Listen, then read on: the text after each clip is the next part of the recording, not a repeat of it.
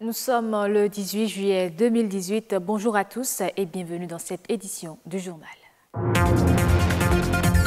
Les épreuves du baccalauréat se poursuivent. La deuxième journée de composition pour la série C augure déjà d'un bon dénouement pour les candidats du centre de Bégamé.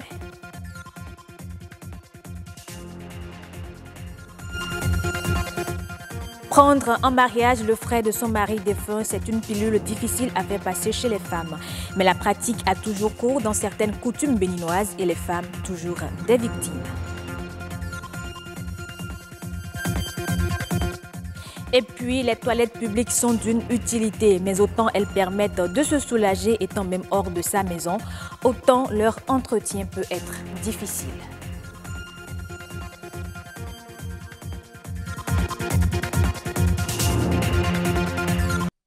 Ouvrons d'abord ce journal par ce souvenir. Chaque année, le 18 juillet, jour de la naissance de Nelson Mandela, les Nations Unies appellent chacun à commémorer la journée internationale qui lui est consacrée.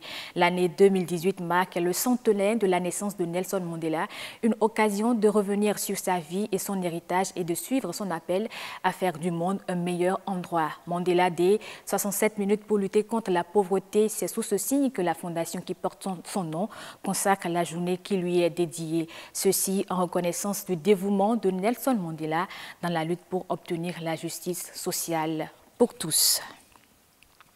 Deuxième jour de composition pour les candidats inscrits au baccalauréat session de juillet 2018.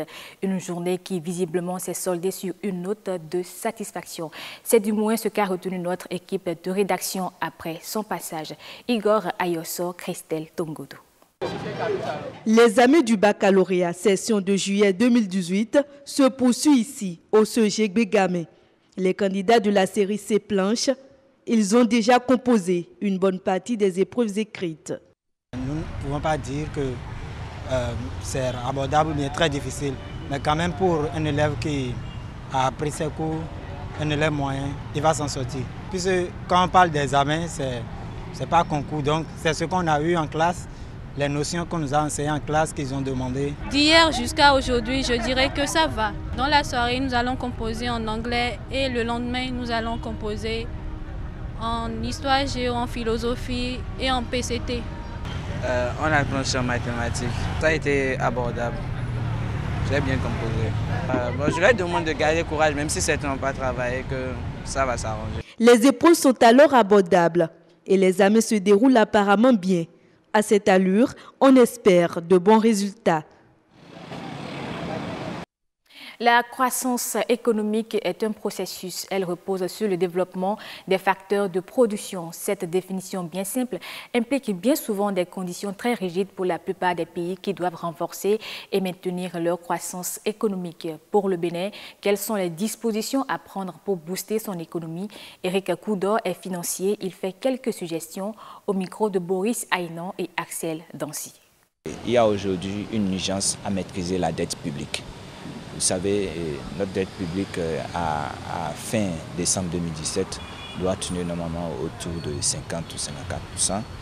Et aujourd'hui, selon les perspectives, le Bénin doit maintenir un taux d'endettement autour de 50% à 2021. Donc le gouvernement ou les autorités béninoises doivent travailler à ce que nous puissions nous concentrer à maintenir un taux d'endettement autour de 50%, à baisser le déficit budgétaire. Et ce qui est important dans une économie, c'est quand même réduire nécessairement la dette intérieure. Parce que vous savez, au niveau de la dette publique, la dette intérieure a un taux très élevé.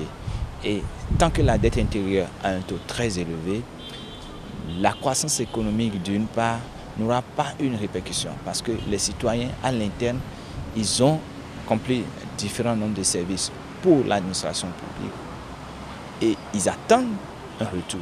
Au niveau de l'endettement, le Bénin a un vrai effort à faire parce que vous savez, les besoins de financement sont énormes.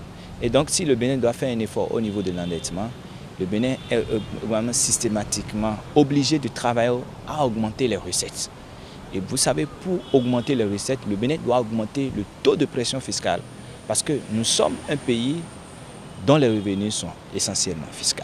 Donc, Nous avons également un taux de pression fiscale presque le plus bas de l'UEMOA. Donc on doit travailler à augmenter ce taux de pression fiscale.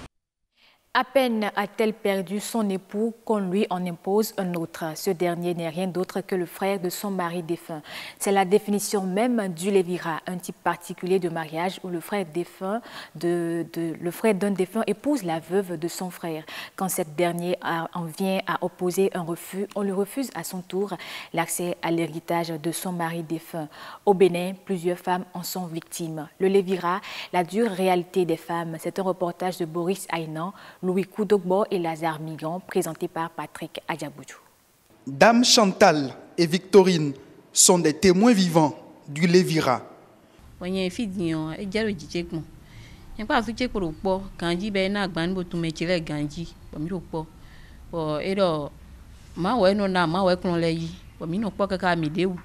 J'ai vécu cette pratique. Mon mari m'a dotée. On vivait ensemble, mais il est décédé tôt. J'ai fait tous les rituels de veuvage. Par la suite, ma belle famille a décidé que j'épouse mon beau-frère. J'ai refusé et tenu tête. Mais j'ai fini par accepter. À l'heure actuelle, je vis avec ce dernier à qui j'ai donné un enfant, outre les deux que j'ai de mon défunt mari.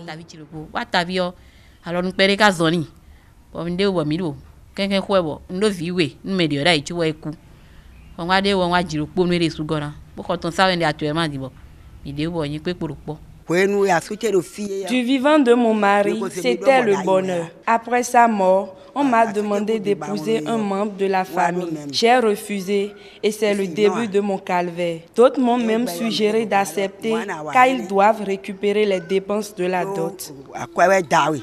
Bien qu'étant interdit par le Code des personnes et de la famille, le lévira est toujours d'actualité dans certaines familles, un terrain où s'affrontent la loi et les pratiques culturelles.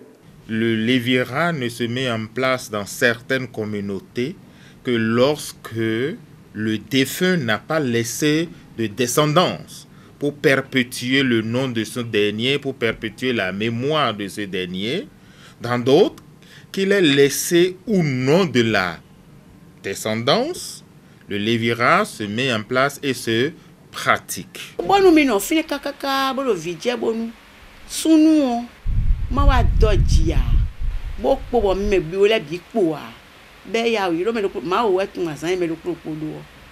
Après des années de mariage, si le mari meurt tôt, on est obligé de donner la femme à un autre membre de la famille afin que perdure la lignée familiale.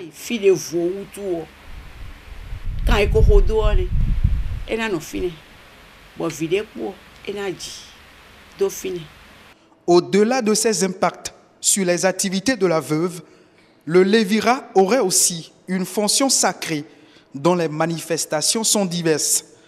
Au lendemain du vote du Code des personnes et de la famille, le lévira persistait encore. Même dans Cotonou et à Porto Novo, ça va vous étonner. En tout cas, moi, je recevais des femmes qui disaient « Mon mari est décédé, mais la famille ne veut pas me libérer. Qu'est-ce qu'on fait ?» Officiellement, c'est interdit. Les pratiques sociales ne se gomment pas par décret. Elles ne se gomment pas par loi.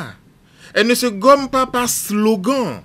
Toutes les agences de développement, toutes les ONG ou toutes les OING qui décident de lutter contre le lévira, je vais demander de changer de discours. On ne va pas lutter contre le lévira. On va lutter contre les effets néfastes. On va lutter contre les mauvais discours. On va lutter contre les dérives, contre les instrumentalisations du lévira.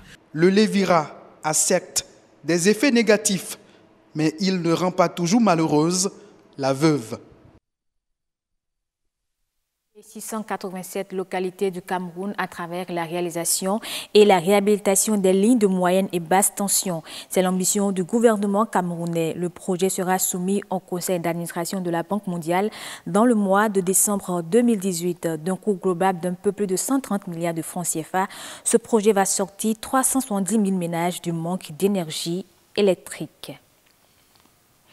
Le nouveau document stratégique pour l'intégration régionale en Afrique centrale sera bientôt restitué. C'est ce qu'a annoncé le secrétaire général de la Communauté économique des États de l'Afrique centrale. Les experts conviés à l'élaboration du document s'y attellent depuis le 9 juillet 2018. Ils ont reçu l'ordre du secrétaire général de la CEEAC de tenir compte de tous les domaines d'intervention, entre autres l'environnement, l'énergie, l'eau, l'agriculture et le renforcement de capacités des projets d'éducation. Nos toilettes publiques sont bien utiles pour le soulagement des déjections corporelles. S'il est vrai qu'elles ont leur place dans les résidences, il est aussi vrai que le besoin de se soulager peut se sentir à n'importe quel moment et n'importe où. D'où l'importance des toilettes publiques. Plusieurs usagers rencontrés en ont différentes appréciations. Dans le même temps, l'entretien de ces toilettes publiques peut s'avérer difficile. Hermance Aounou, Roch Aurélien, à Koinou. 100 francs pour chier et 50 francs pour pisser.